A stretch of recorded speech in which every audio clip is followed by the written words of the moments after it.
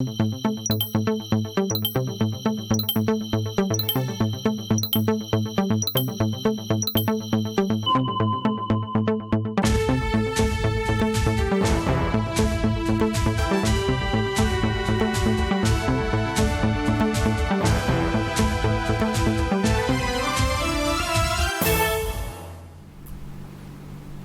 la une de ce 13h, opération de déguerpissement des commerçants de bétail installés à la nouvelle gare Ouagar-Inter.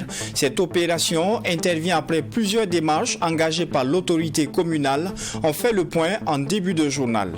Et la journée internationale du biotechnologiste a été célébrée le 15 avril 2023 à Ouagadougou. L'association burkinabé des technologistes biomédicaux et biologistes médicaux ont mis à profit cette journée pour échanger et se faire connaître davantage. Et en sport, il sera question de la 26e journée de Ligue 1 qui s'est jouée ce week-end. L'AS Sonabel, qui recevait l'ASEC de Koudgou, a remporté le match sur le score de 2-0. Les temps forts de cette rencontre à suivre dans ce journal. Voilà pour le sommaire. Bonjour et bienvenue à cette session d'information. 2 jours après avoir été déguerpis par la police municipale, les vendeurs de bétail qui étaient installés au niveau de la nouvelle gare Ouagar-Inter sont venus récupérer ce qui pouvait l'être sous les décombres. On se souvient qu'au cours de l'opération de déguerpissement qui a eu lieu ce week-end, du matériel a été détruit et du bétail saisi et conduit en fourrière. Vous le verrez, ces vendeurs que nous avons rencontrés ce lundi matin se disent mécontents. Alexis Wenkouni, Belem Naba. 48 heures après l'opération inopinée de déguerpissement des commerçants du marché à bétail de Ouagar-Inter, aucune tête de bête ne plane encore sur le site. Ce qui est laissé à voir, ce sont des marchandises de tout genre enfuies sous les décombres après le passage des machines. Quelques commerçants sont également sur les lieux pour récupérer ce qui peut l'être encore afin de quitter définitivement le site. Certains commerçants disent être informés de l'opération à travers des communiqués, mais sans aucune date précise du jour où ils devraient quitter les lieux.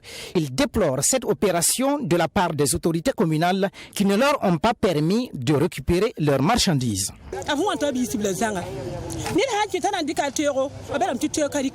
Tous ceux qui étaient là ont été chassés. Personne n'a pu récupérer quoi que ce soit. Rien n'est sorti du marché. À l'heure où nous sommes, nous pleurons. Nous demandons aux autorités de nous soutenir. Sans cela, nous serons dans la misère. C'est avec cela qu'on subvenait aux besoins de nos familles. Ablasse Ouedraogo dit subir cette opération avec stupéfaction. Suite à une intervention chirurgicale, il était toujours en soins lors du déguerpissement et dit avoir vu sa boutique transformée en décombre. J'ai été appelé pour être informé des dégâts. J'ai subi une intervention chirurgicale et je ne venais plus à ce marché. Je n'ai pas été informé de l'opération de déguerpissement. Nous n'avons pas la force contre les autorités. Si on était informé, on allait faire sortir nos marchandises. Même s'ils ont informé les responsables du marché, moi par contre, je n'ai pas été informé. Pour Mahamadi Tondé, si le gouvernement peut déguerpir des habitations, il peut le faire pour un marché. Ils appellent les autorités à aménager le nouveau site qui leur est offert. Tout ce qui nous gêne, c'est de n'avoir pas été informés du jour du déguerpissement. Le nouveau site est bon, mais il faudrait que les autorités aménagent le marché. Sinon, c'est un verger. Il y a des stagnations d'eau. Si c'est bien fait, ce même site deviendra un grand marché et même envié de tous.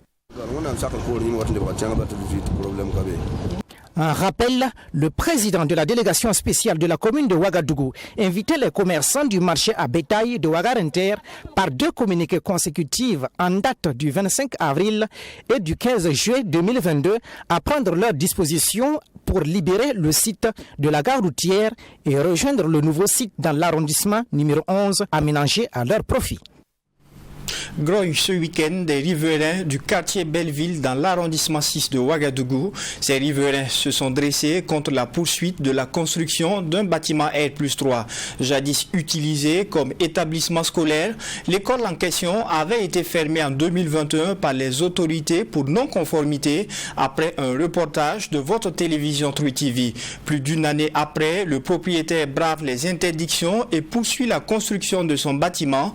Les riverains, eux, soutiennent que les normes en matière de construction n'ont pas été respectées et disent craindre pour leur sécurité. On fait le point dans ce reportage signé Abdourahim Yéyen.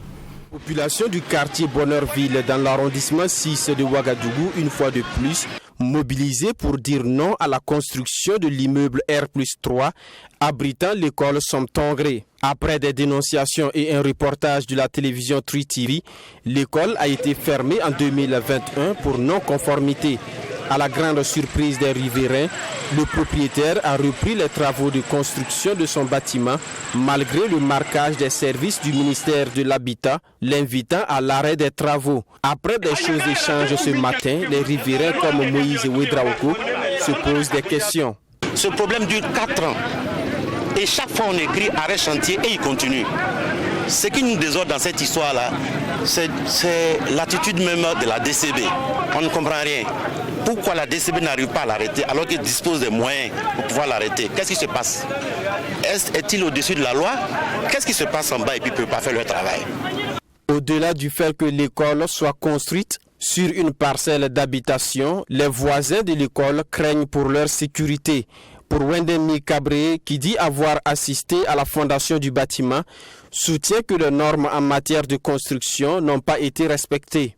Le chantier qui est là, c'est construit sans technicien, sans contrôleur. Le gars n'a pas une autorisation. Le ministère est venu faire une arrêt chantier et le gars continue de persister. Vraiment, si vous partez vers là, vous regardez, vous allez voir que l'étage même est incliné. Vous-même, vous voyez l'eau qui coule. À 1 mètre seulement, il y a l'eau. Moi, je ne peux pas comprendre qu'un immeuble R+3 peut construire sans contrôleur, sans technicien. Nous, c'est notre vie qui est en danger. Nous, on interpelle les nouvelles autorités de vraiment veiller sur notre affaire et surtout le ministère de l'Habitat pour qu'il y ait vraiment un changement. Après l'intervention de la police municipale, les manifestants se sont retirés et le propriétaire a fait arrêter les travaux. Nos tentatives d'arracher un mot au propriétaire de l'immeuble n'ont pas porté fruit. Pour lui, pas question de recevoir 3TV car c'est suite à un reportage de cette télévision que son école, qui ne répond pas aux normes, a été fermée par le ministère en 2021. Le 15 avril 2023 a été célébrée la Journée internationale du biotechnologiste. À Ouagadougou, elle a été célébrée par l'Association burkinabé des technologistes biomédicaux et des biologistes médicaux. Au menu de cette célébration, des communications sur le rôle du biotechnologiste dans les soins de santé primaire. Une journée mise également à profit par l'association pour se faire connaître davantage. Fatima Tanikiema. Agents de la chaîne de santé, les biotechnologistes réalisent les analyses biomédicales prescrites par le médecin pour un diagnostic certain. Ce 15 avril, ils sont venus de toutes les régions du Burkina Faso pour réfléchir à leur rôle dans la chaîne des services de soins, et cela à travers différentes communications. L'objectif, selon le président de l'association burkinabé des technologistes biomédicaux et des biologistes médicaux, Adama Moufou, c'est de sensibiliser ces acteurs sur l'importance de leur corps de métier.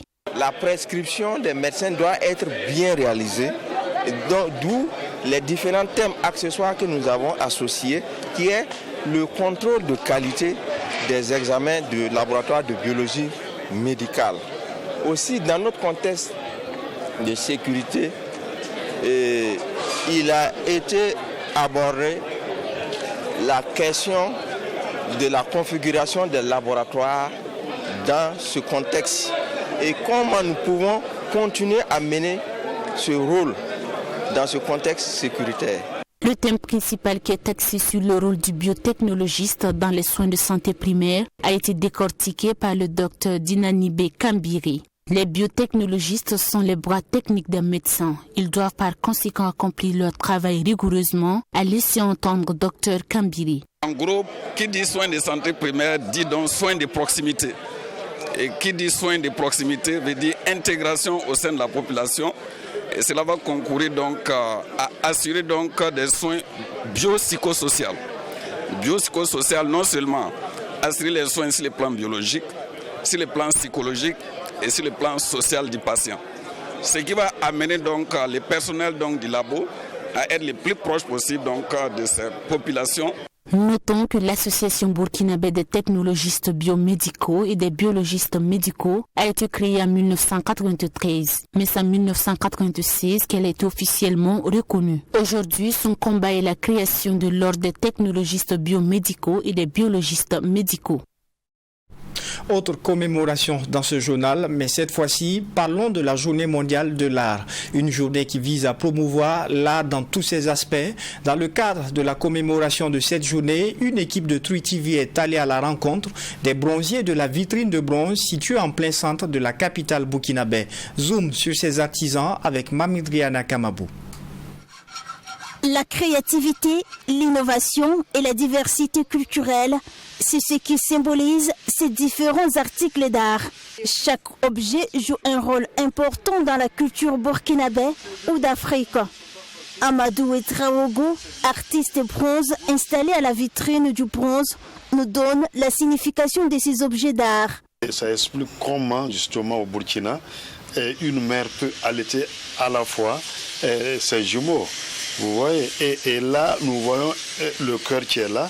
Ça veut dire que la femme est en mesure de vraiment donner l'amour à ses enfants. Et les enfants aussi voient leur mère à une personne spéciale.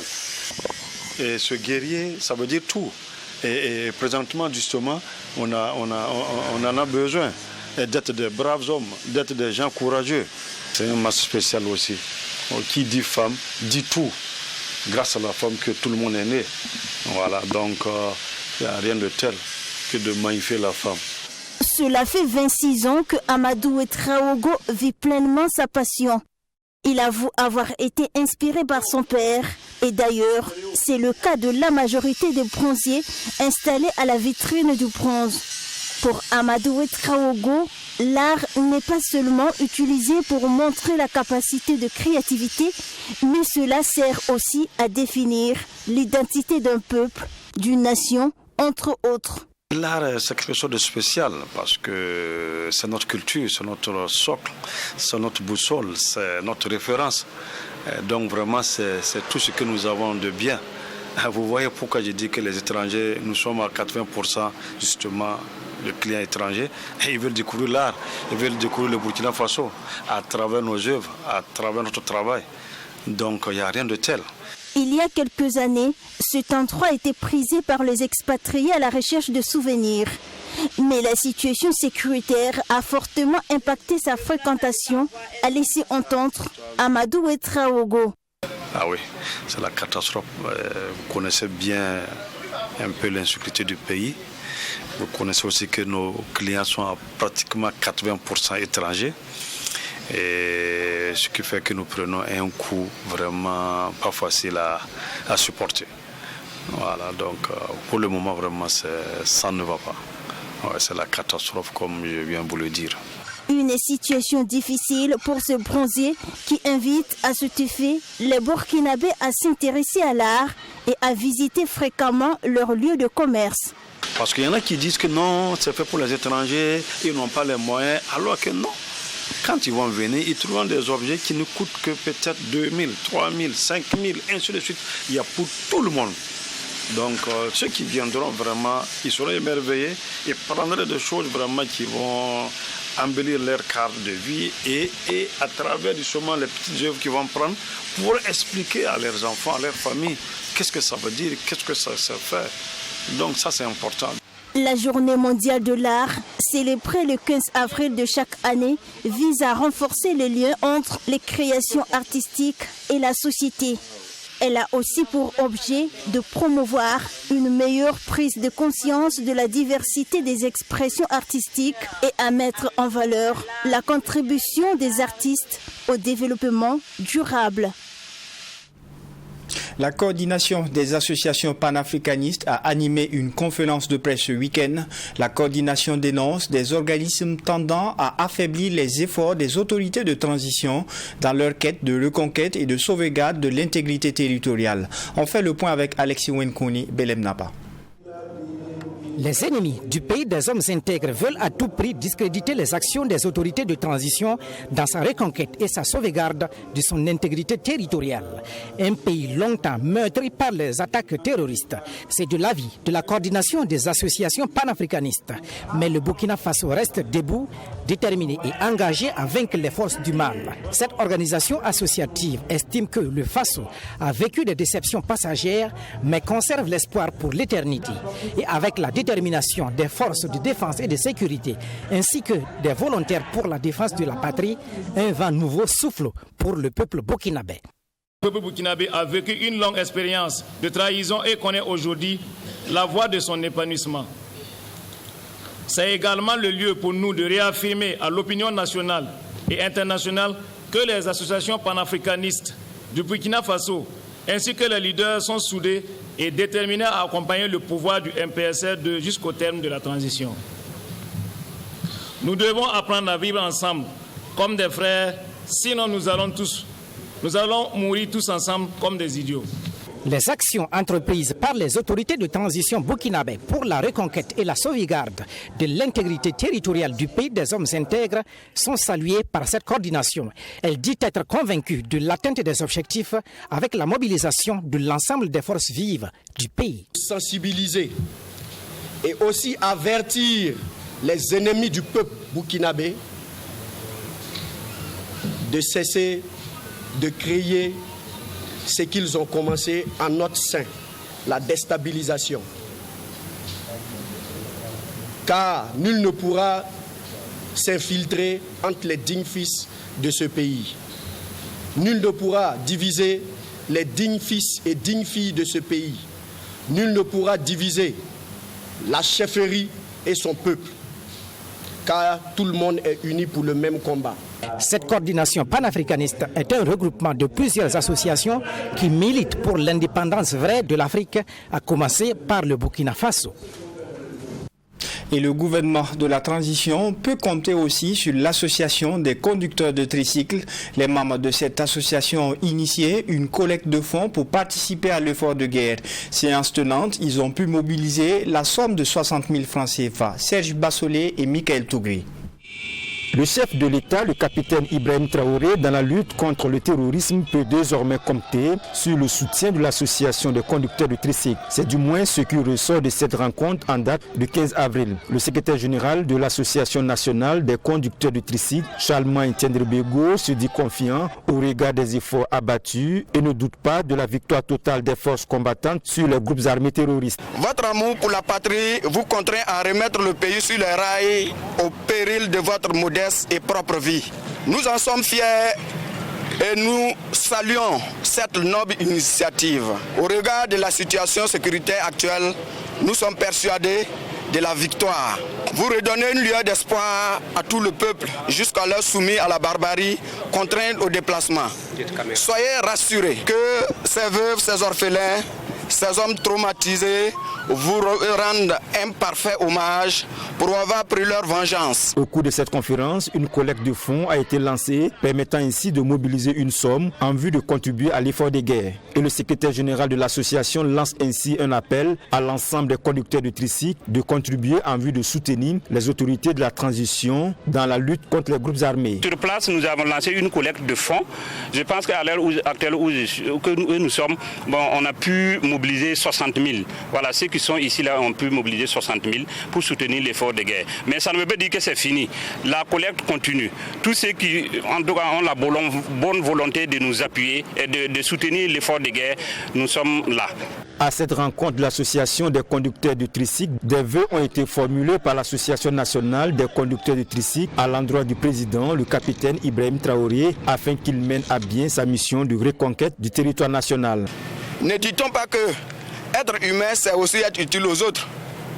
Nous souhaitons de tout cœur que le Tout-Puissant vous accompagne, tout le staff sécuritaire ainsi que toutes les bonnes volontés qui ne cessent de prier pour le bien-être de notre chère nation.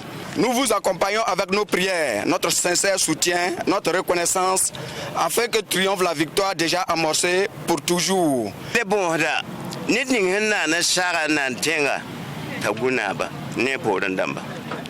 Nous demandons au tout-puissant Créateur de toujours veiller sur le chef de l'État, que l'entente continue de régner entre ses collaborateurs et lui, afin qu'il puisse travailler en parfaite harmonie.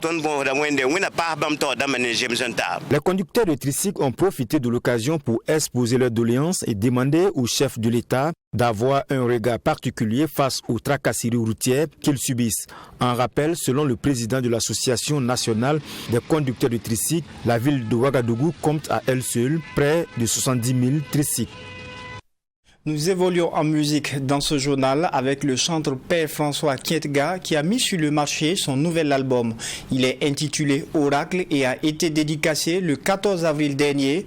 Oracle est un album de 10 titres dans lequel l'artiste aborde des thématiques telles que l'espoir, l'amour du prochain et le vivre ensemble. Amadou Bourema, Serge Bassolé et Wenla Sida Kabori. Oracle, c'est le nom du tout dernier album du père François Kietga. Après Espérance, son album sorti en 2021, l'artiste est de retour sur la scène musicale avec cet album Slam. Selon le père François Kietga, le nom Oracle est un signe de reconnaissance à Dieu qui est à l'origine de son inspiration et qui guide aussi ses pas dans le milieu artistique. J'ai voulu garder ce titre Oracle en signe de reconnaissance à Dieu parce que ce que j'arrive à écrire, ce que j'arrive à dire, c'est lui qui en est l'auteur. Alors, Oracle, ce n'est pas pour dire que je suis un prophète. Non, les prophètes ne se trompent pas. Moi, je peux me tromper.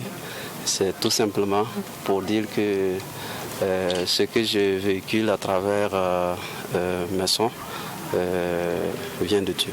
Composé de 10 titres, l'album Oracle aborde plusieurs thèmes d'actualité tels que l'espérance et l'espoir. C'est une façon, selon le père François Kietga, d'inviter les Burkinabés à garder cette flamme d'espoir pour un Burkina Faso de paix. Dans ce nouvel album, il y a aussi des thématiques sur l'espérance, l'espoir, en lien avec ce que notre pays traverse. Voilà, il y a un titre, Mon pays, qui dépeint un peu la situation difficile que traversent nos concitoyens. Il y a le thème aussi sur la santé et surtout sur le don de sang. Et je travaille à l'hôpital et je vois le manque de sang, voilà, qui est souvent fatal, voilà, pour des malades qui en ont besoin.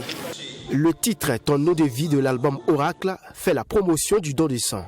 La directrice générale du Centre national de transfusion sanguine, Dr Alice Kibakoumare, marraine de cette cérémonie, a saisi l'opportunité pour signer un protocole d'accord avec l'artiste. L'objectif ici est de permettre au CNTS d'exploiter le titre Ton eau de vie lors de ses campagnes de sensibilisation sur le don de sang. Notons que le père François Kietga est un prêtre camillien, mais également médecin généraliste en service à Yamoussoukro, en terre ivoirienne. En sport, enfin une victoire pour l'AS Sonabel en marche de la 26e journée de Ligue 1. Les électriciens qui recevaient l'ASEC de Koudgou se sont offerts une victoire de luxe. Au-delà des 3 points, c'est le duel insolite auquel les deux formations se sont livrées qui retient l'attention.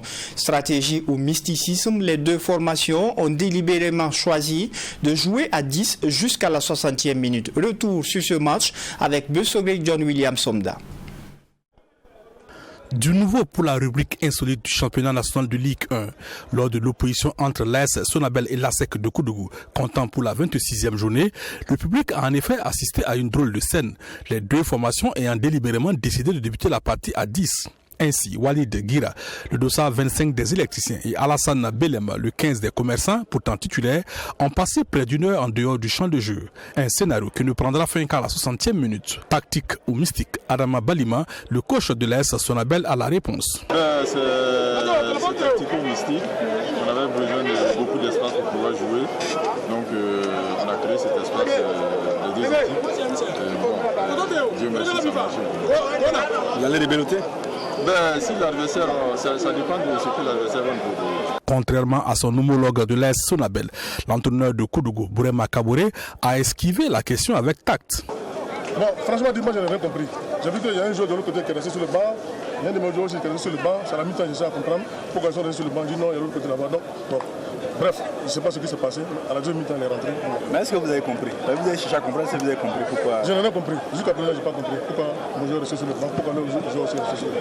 Je n'ai rien compris. Pour revenir au jeu, il faut dire qu'on n'a pas assisté à une belle partie. Toutefois, les électriciens parviennent à regagner la pause avec une longueur d'avance. À la réception d'un centre venu de la droite, Abdoul Aziz Traoré devance Anissé Atangana et trompe Mamadou Diakité, le dernier rempart de la SEC de Koudougou. 1-0 en faveur de l'AS Sonabel alors qu'on joue la 24e minute.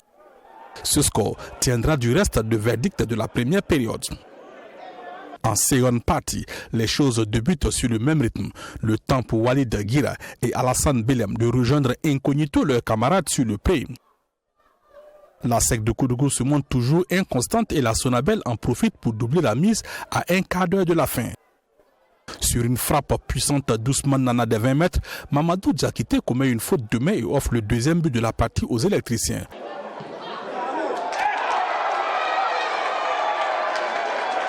2-0 en faveur de l'AS Sonabel qui n'en demandait pas tant. Oui, vraiment, après nous-mêmes, parce qu'il fallait cette victoire pour qu'on puisse continuer le combat. Voilà, parce qu'on était sincèrement 2 au but. Donc, il fallait réagir. Dieu merci, la femme qui réagit. Vraiment, félicitations. Pour la SEC de Koudougou, on ne pouvait espérer mieux. Les joueurs ayant passé plusieurs jours à ne pas s'entraîner afin de réclamer des reliquats de primes et des arriérés de salaire. Voilà, ça va 2 semaines qu'on ne s'est pas entraîné. Donc on se retrouve aujourd'hui, on joue un match. Et vous avez vu la physionomie du match. Vous avez l'occasion peut-être d'avoir les 3 points ce soir. Quand on regarde, par manque d'entraînement, les derniers gestes sont ratés. Qu'est-ce que vous voulez? On ne peut pas analyser en profondeur ce match-là parce qu'il y a un manque d'entraînement. On a eu 2 semaines inactifs, donc ça a donné ce que ça a donné. Avec cette victoire, l'AS Sonabel prend ses distances avec la zone rouge et compte désormais 28 points. La SEC de Koudougou, c'est une saison qu'on espère vite boucler avec les sempiternels, la problème de primes et autres. Le club pourrait toutefois valider son maintien dès la journée prochaine en cas de victoire. Et c'est tout pour cette session d'information. Merci de l'avoir suivi. Excellent après-midi à toutes et à tous.